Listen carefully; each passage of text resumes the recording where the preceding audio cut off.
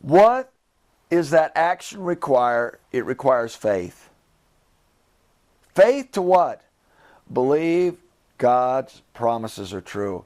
I have just been reading this story of Nehemiah rebuilding the wall, the enemies, Sanballat and them trying to stop him. Can you imagine only a third of the people left Babylon to go back and rebuild Jerusalem? Only a third. They traveled all the way. They rebuilt the wall. There was great celebration. The old people were crying because it was nothing like the new. The young people were rejoicing. This was a big thing. Then Sanballat came in and they issued a decree that they were to stop building. I'm going to tell you, those people were discouraged. There was an army there and they had direct orders not to build. And you had only been a third of the people. You had traveled out there to rebuild Jerusalem. Now everything was stopped. You know what amazes me in the Bible? Sometimes in the darkest hour, God is at work, ready to do His greatest miracle. And many people don't experience the miracle because they quit. And then a prophet of God said, "What are you doing? Let's get up and let's rebuild." And they wrote the king and said, "This is the fact. King Cyrus of Persia gave us permission, gave us funds, and sent us out here to rebuild. We are not a rebellious people, O king."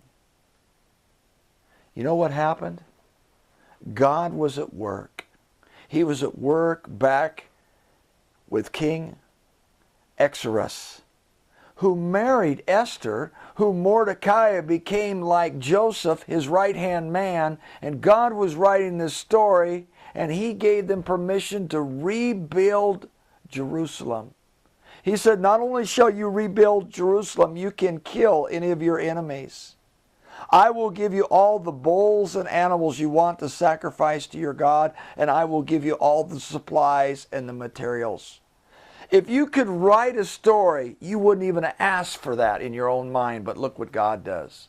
If you could write a story of Mordecai and Esther, they're all going to be killed because Haman has written a decree.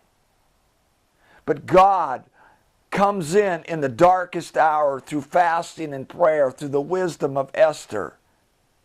And Esther reveals Haman's plan. And God gives the pen to Mordecai through the king and says, "You write your own decree."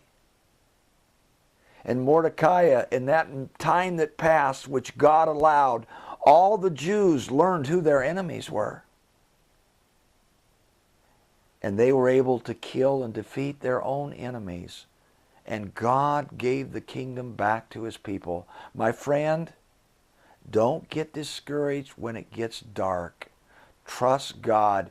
He has something beyond what you can imagine. Amidst the loss of a job, a divorce, losing friends, finances being in a mess, God has something for you. Stay the course.